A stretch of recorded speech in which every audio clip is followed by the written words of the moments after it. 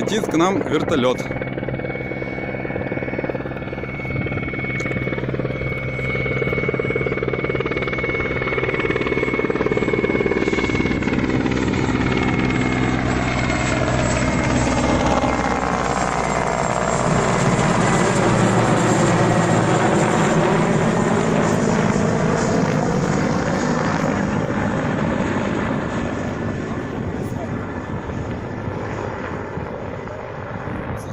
А что, он круг почета, что ли, делает?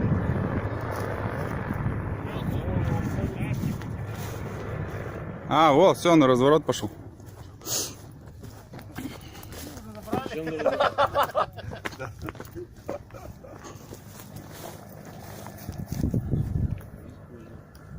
По-моему, вас кинули.